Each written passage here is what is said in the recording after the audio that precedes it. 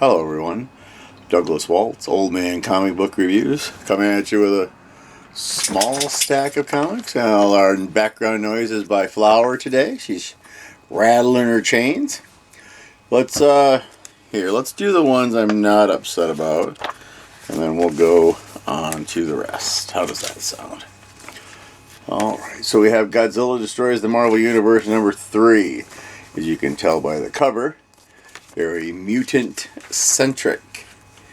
So, when last we left our Godzilla, he was sent away by Doctor Strange. Dormammu didn't like it. Dormammu brought him back.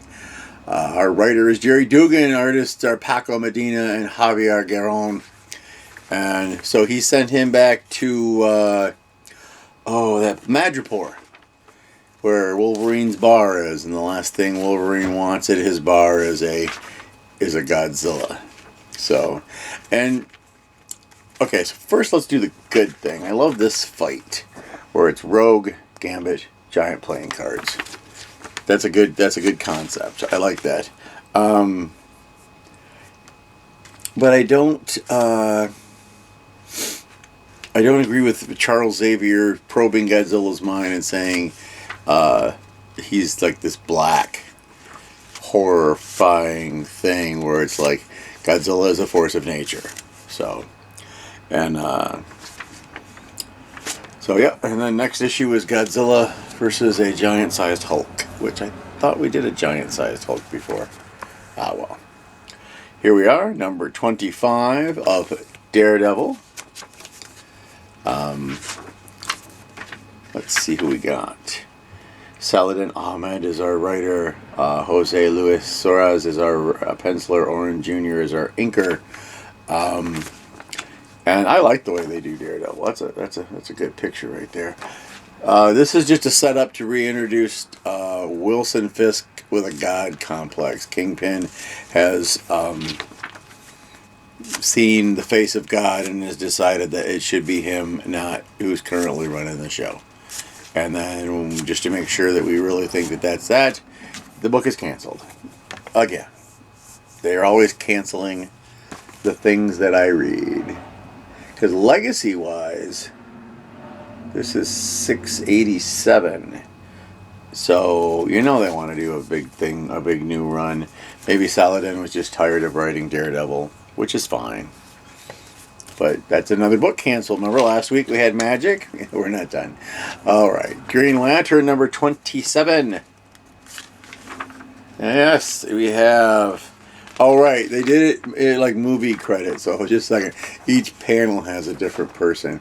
Writer Jeremy Adams and artist is Zermanico. And they think that they've won the fight against the bad guys, and they're all pretty laid back and relaxed about this, but that's never what happens in a fight like this. And then to make things worse, Jon Stewart is going to release the entire prison of other colored lanterns, and it's time for war. We're getting ready to bring the big one. So this will be interesting. Full blown war. It says it concludes in Green Lantern Corps number 9, so maybe we won't get to see the war. I don't know. I don't buy more than one Green Lantern book. That's just the rule, So let's go on to issue 4 of Jeff, the Land Shark. Writer is Kelly Thompson. Artist is Toki Tokoro, and he's still trying to find his shadow. So he's getting help from, the basic people. But apparently he's good friends with one of my favorite monster hunters, Elsa Bloodstone. And they're in the Savage Land together, and things are going not well, fighting a giant Tyrannosaurus Rex. I do love the part where they go into a cutie kaiju phase, so we get this different artwork with Elsa and Jeff, which I thought was adorable. And it's Jeff. You can't go wrong with Jeff. Get your Jeff today. Silverhawks, Silverhawks. My throat's a little, so I'm not going to try and do the Silverhawks scream. This is issue 8. Writer is Ed Brisson. Artist is George Cambadeas. And yeah, they're getting ready to go up against Monstar. Is that his name? Monstar. Yeah, Monstar. So in the Brimstar, and yeah, it's out of all of these other reboots, this one just feels like the one that they watched all of the episodes and said, okay, this is what we're going to do. We're going to set it a little farther in the future, release Monstar, and have to fight. But they have a mole in their midst, so you'll have to read the book to find out. It's a great book. I like it. All right, and then here we go, number 22 of X-Men. Jed MacKay is our writer. Artist is C.F. Vila. And Magic is back and come to get Scott out of jail. And a couple issues ago, we had Doug Ramsey, who's got something to do with Apocalypse now, and Warlock's with him, and he has a bride whose name always escapes me because I don't know. It's just, yeah. So he shows up to say that he wants to be an X-Men, but he's an heir to Apocalypse, and they vote him in, and then something weird happens at the end with Scott, where it's just some bearded Scott and him Scott. What's happening here is the Age of Revelation X book is about to begin, and there's so many issues of this book. They have canceled Magic because of this. They have canceled this book because of this. They are canceling all the books and starting over with new books, and I don't like it. I don't like what they've done to Doug Ramsey. I mean, that apparently happened in a book I didn't read. I had the perfect team. Anytime you can put, Cyclops, Beast, Juggernaut, which is amazing that he's on the team. Magic, these are my kids. I want to see them in the book. But yeah, Marvel, you suck. You keep canceling my books. This week alone, 2 books canceled, and nothing to really replace them. So all you're really doing at this point is saving me money. Okay, so let's do our hero to not hero count. Do we count Jeff as a hero? I don't remember. I'm going to count Jeff as a hero. Let's see. What do we got here? Ooh, that's not a comic book. So they're all superhero books, because they are. And now I'm going to sneeze.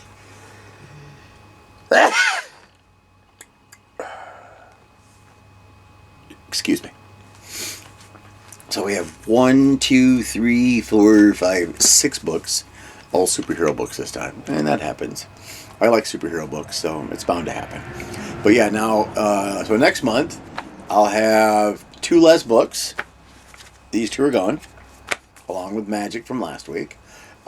Jeff only has 1 more issue, and then it's gone.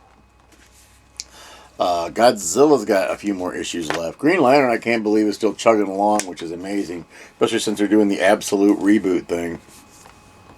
The fact they're keeping the Hal Jordan book alive is amazing. Silverhawks, they can go on forever, as far as I'm concerned. It's a great sci-fi book. So there's your 6 books, kids. So let's have our talk, as we always do. If we're going to have a talk, I'm going to have a lovely sip of coffee. 2 seconds. That's good, Java. Okay. All right. So I always tell you every time we have the show to go read a comic book, and it's important. It makes your brain work. Pictures in conjunction with words make it where this is a still. Let's pretend it's a still picture. This is a still picture. It does not move. but you feel movement because of the way the art works, the white space between panels, or black space or whatever, between panels, and then the dialogue within. It propels the story forward. Some are very good at that. Some are a little clunky at that. Depends on the artist and writer's team and how they convey that story to us. We're getting an action, movement, sensation from a piece of printed matter, which is awesome. So yes, and then there's so many places. Your library. I always will say you must go to your library. We have to go to the library. Libraries are important. Libraries are where everything is kept for us to go and discover for ourselves. I recently found out, and I may have already said this before, somebody has made a Minecraft library inside of the game that has everything, things that are banned, things that are not allowed in certain countries, all in one video game that can be accessed from anywhere on the world. A giant fountain of information put there for no other reason than they can't get rid of it. They can't censor it. There's no way in. Minecraft people are tricky. So there's that. Then, as I mentioned, the library. Then there's your comic book store. Local comic book store had an event last weekend, and I bought a couple books just because you support your local comic book store. I remember during COVID when things weren't getting printed, I would call them and see what they had and order something every week anyways, and then I would drive up to the comic book store and they would hand me my bag and we would say hi with our masks on. I did that while that was going on because it was important. You need to keep your local comic book shop alive. There's nothing worse than losing a comic book shop. We're fortunate in Kalamazoo that we have two. We have the one I go to, Fanfare. There's also Rocket Comics. I go to Rocket Comics once in a while. He has way more toys to look at, so plug for Rocket Comics. Then there's also, both of them have 50-cent bins. Sometimes those 50-cent bins are 25-cent bins. And you can find yourself some comic books for next to no money. I mean, seriously, no money. So that's another reason. You're helping local businesses, not giant conglomerate businesses. I mean, although the people printing these might be Marvel and DC, or what you would call a giant conglomerate business, because DC's, I think, still Warner Brothers, and Marvel is part of the Disney thing. So you have that. So it's important. Go read a comic book. Find something you like. There are comic books. There's a comic book going on right now called The Last Day of H.P. Lovecraft. You couldn't have anything less superhero if you tried. Manga. We get the one with the killer shark. I haven't read it yet, so I wasn't going to bring it to the show today. I'll probably read it this week, and you'll see the show next week, and I'll mention it then. But it's a great comic book about people who watch terrible shark movies. And they made it into all these references in a book about a young sorceress lady and her shark who is more than he appears. So, good stuff without any superheroes in it. So you have lots and lots and lots of choices. So, yes, I can't say it enough. I always say it at least 4 or 5 times, that you should read comic books. They are good for your brain.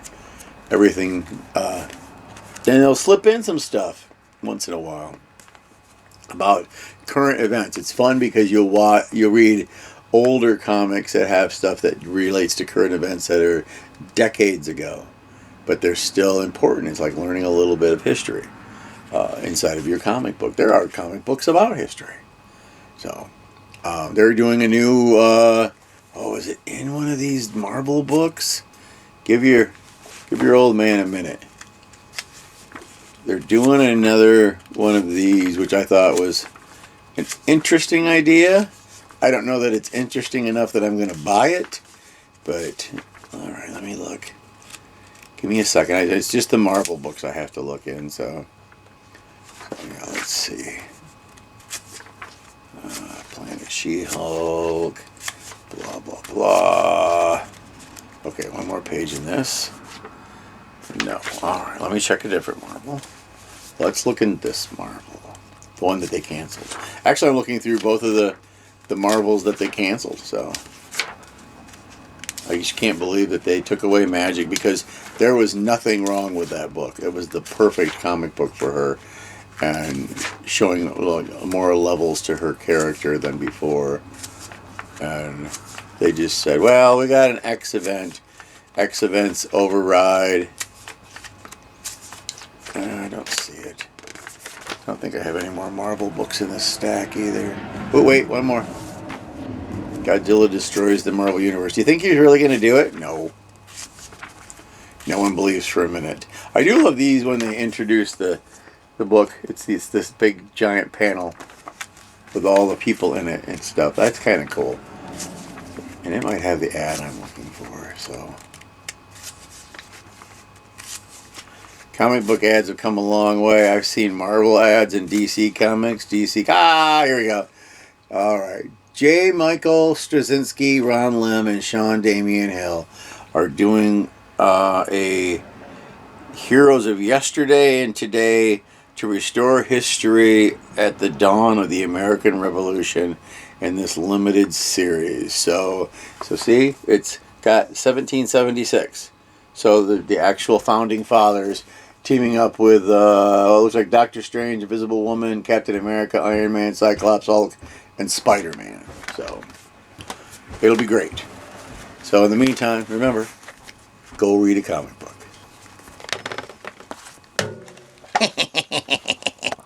Dad!